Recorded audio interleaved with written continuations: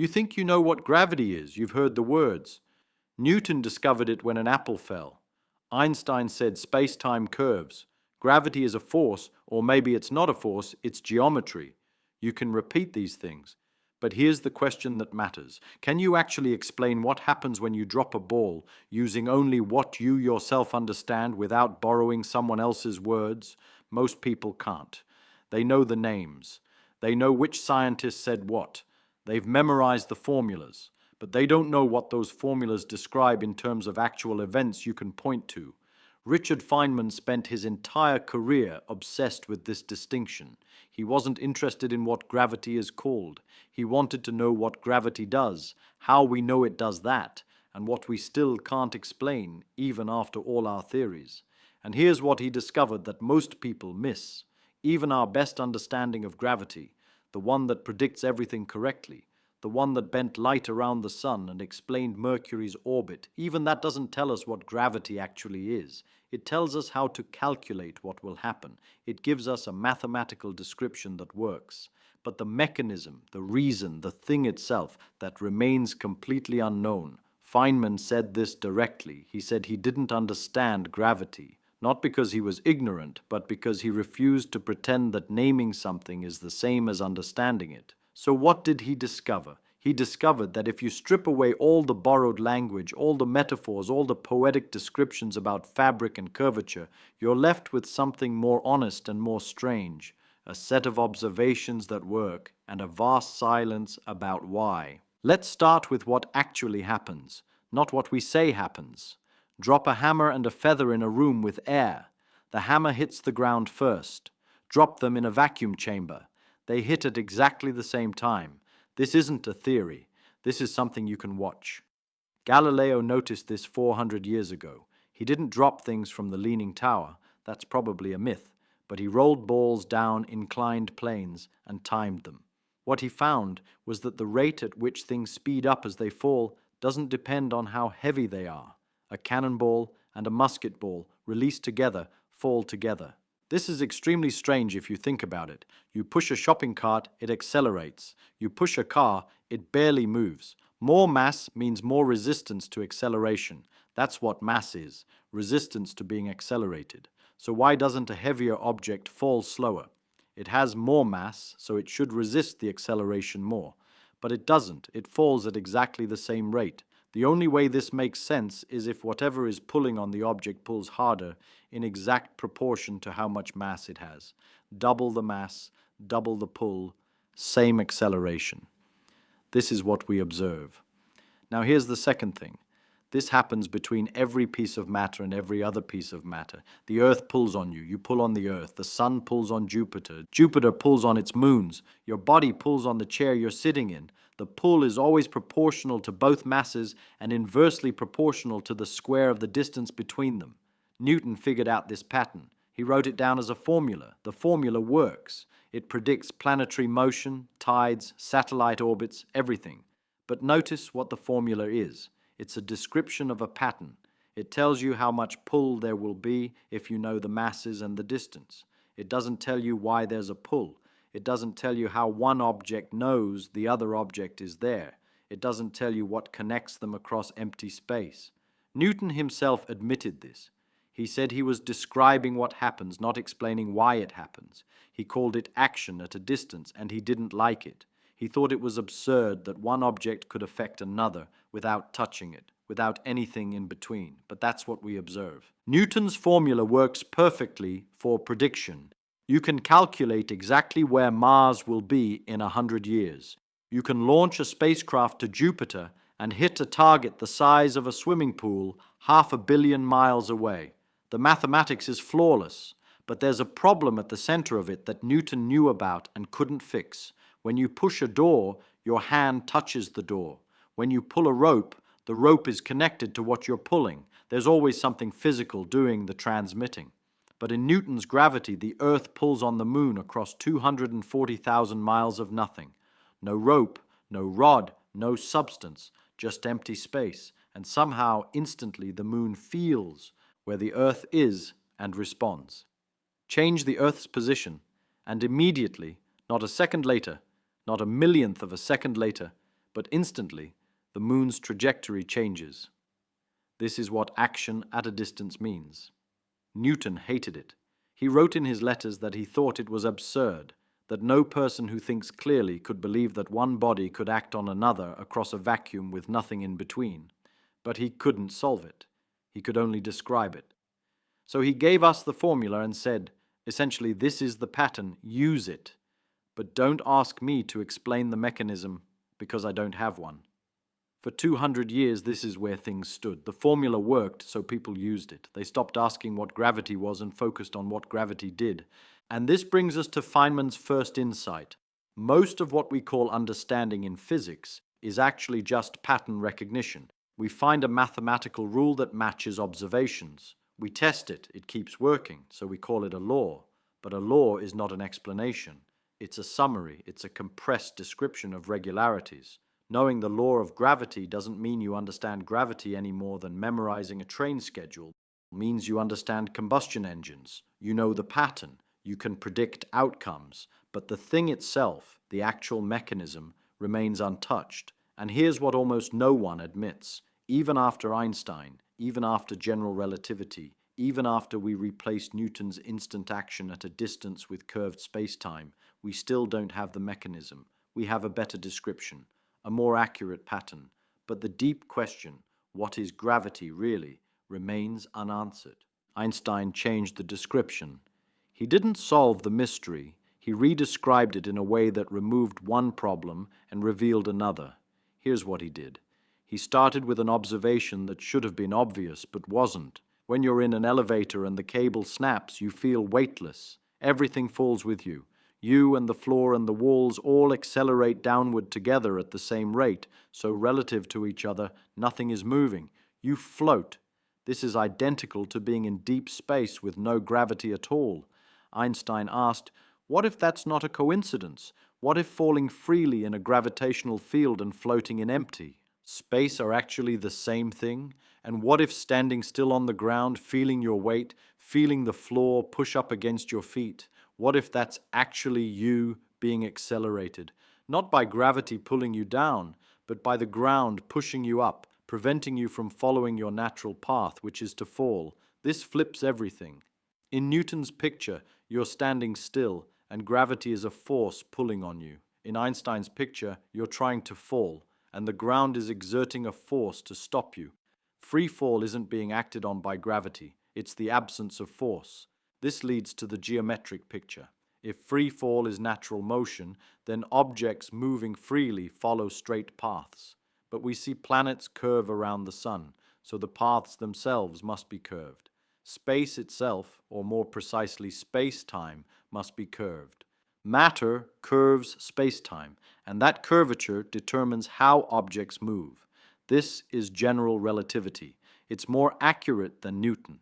It predicts things Newton's theory couldn't. The precession of Mercury's orbit, the bending of light around stars, gravitational time dilation, black holes, gravitational waves. Every test we've done confirms it. It works. But here's what it doesn't do. It doesn't tell you what space-time is. It doesn't explain how matter curves it. It doesn't give you a mechanism for the curvature. It just says, put matter here, space-time curves this way, objects move along these curves. The mathematics describes the relationship. But what is space-time? What does it mean for it to curve? Is it a substance? Is it a field? Is it just a mathematical structure? Einstein's equations are silent on this. They tell you how to calculate the curvature given the matter distribution. They don't tell you what's actually curving. Feynman was asked more than once to explain gravity, and his response is what most people miss. He didn't give a simple answer. He didn't say it's curved space-time and leave it at that. He said he couldn't explain it, not because he didn't understand the mathematics. He understood it better than almost anyone, but because he refused to confuse mathematical description with physical explanation. Here's what he meant. When you ask why something happens, you're asking for a mechanism in terms of something more familiar. Why does ice melt? Because heat increases molecular motion until the bonds break. You've reduced one phenomenon to another that you already understand, but at some point you hit bottom. You reach phenomena that can't be explained in terms of anything more basic, because they are the basic things. Gravity might be one of those. We can describe how it behaves. We can write equations that predict its effects with extraordinary precision. But if you ask what gravity is, what the mechanism is, we don't have an answer in terms of something simpler or more fundamental. We have mathematics that works. Feynman's insight was that this is true for everything in physics, but we notice it most with gravity because gravity is so familiar yet so strange. You experience it every moment. You know exactly what it feels like, but you can't point to it. You can't isolate it. You can't turn it off. You can't shield against it. Every other force you can block. Put a metal sheet between two magnets. The magnetic force stops. Stand behind a wall. Light doesn't reach you. But gravity, it passes through everything. Nothing blocks it. Nothing reduces it except distance. And it's weak, incredibly weak. The electromagnetic force between two electrons is 10 to the power of 42 times stronger than the gravitational force between them. That's a 1 followed by 42 zeros. Gravity only matters when you have enormous amounts of mass, like planets and stars, because it adds up and never cancels out. Unlike electric charge, which can be positive or negative and cancels out in bulk matter, mass is always positive. Gravity always adds. So what did Feynman discover about gravity? He discovered that our best theories are descriptions, not explanations, that we should be honest about this, that the mathematics works, the predictions are confirmed, but the nature of the thing itself remains unknown. He discovered that most people who think they understand gravity are repeating words they've heard without grasping what those words actually mean in terms of observable phenomena. And he discovered that this is fine.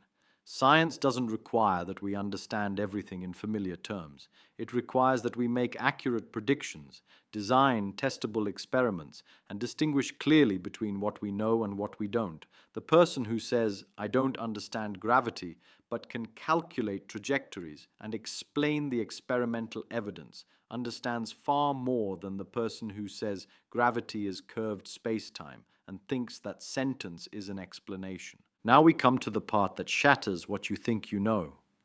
Everything I've described so far, Newton's laws, Einstein's curved spacetime, works beautifully at the scale of planets, stars, galaxies. But there's another scale, the scale of atoms, electrons, photons. And at that scale, we have a completely different set of rules called quantum mechanics. These rules also work. They predict the behavior of particles, the structure of atoms, the properties of light, chemical reactions, semiconductors, lasers, nuclear reactions. Every piece of modern technology depends on quantum mechanics being correct, and every experiment confirms it. But here's the problem. Quantum mechanics and general relativity are incompatible. They can't both be right in the same situation. This isn't a small discrepancy. It's a fundamental contradiction. In quantum mechanics, everything is uncertain. Particles don't have definite positions until you measure them. They exist in superpositions, multiple states at once. Energy comes in discrete chunks. Time is a fixed background against which events happen. In general relativity, everything is smooth and continuous. Space-time is a dynamic thing that curves and flexes. Time itself is relative, flexible, part of the geometry. There's no uncertainty in the geometry. It's determined by the matter and energy present. These two descriptions cannot coexist. At normal scales, this doesn't matter. When you calculate the orbit of the moon, quantum effects are so small you can ignore them. When you calculate the behavior of an electron in an atom, gravitational effects are so weak you can ignore them. But there are situations where both matter. Inside a black hole, at the moment of the Big Bang, at the Planck scale, distances around 10 to the minus 35 meters, times around 10 to the minus 43 seconds. At these scales, you can't ignore either gravity or quantum effects. And we have no theory that handles both. People have tried. String theory, loop quantum gravity, other approaches. There are attempts to build a quantum theory of gravity, but none of them are complete. None of them make testable predictions we can check with current technology. None of them are confirmed. We don't know if any of them are right. Feynman worked on this problem. He tried to apply the techniques that worked for quantum electrodynamics, the quantum theory of light and electromagnetism, to gravity. It didn't work. The mathematics broke. You get infinities that can't be removed. The theory becomes non-renormalizable, which is a technical way of saying the calculations give nonsense answers.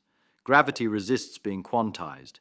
It doesn't fit into the framework that works for every other force. And this tells us something important. Our understanding is incomplete, not slightly incomplete, fundamentally incomplete. We have two magnificent theories, both experimentally confirmed thousands of times, and they contradict each other. One of them is wrong, or both are approximations of something deeper we haven't discovered yet. Let's be precise about what we have and what we don't have. We have Newton's law of gravitation. It's a formula that relates mass, distance, and force. It predicts the motion of planets, the trajectories of projectiles, the behavior of pendulums, the orbits of satellites. It works for any situation where gravity is weak and objects move slowly compared to light. We know its limits. It fails for strong gravitational fields. It fails when objects move at speeds close to light speed. It predicts Mercury's orbit incorrectly by a tiny amount.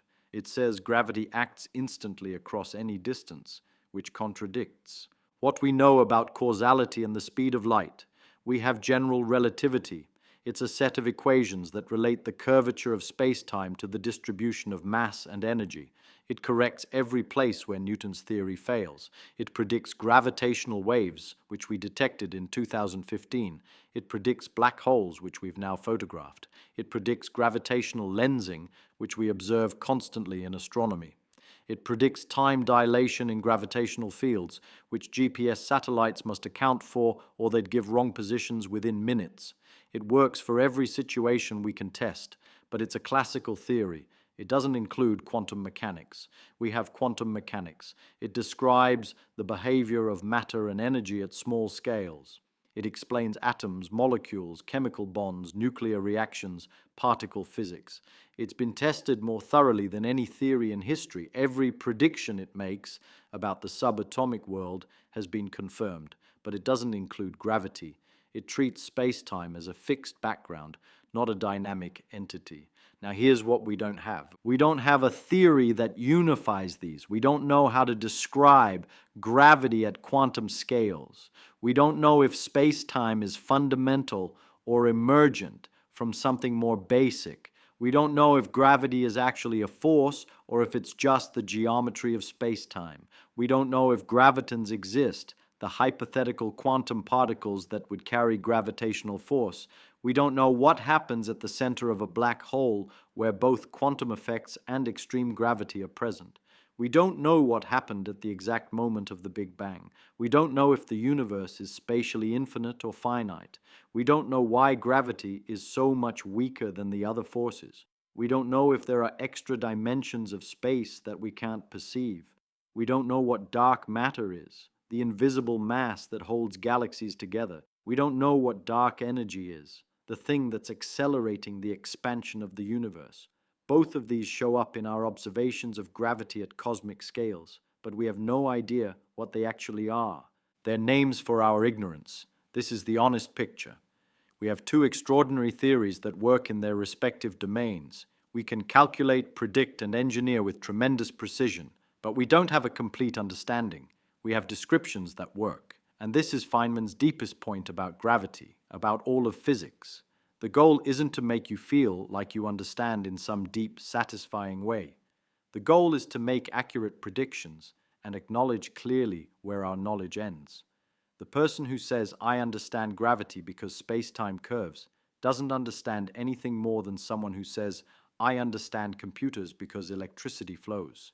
You're naming the phenomenon. You're not explaining it.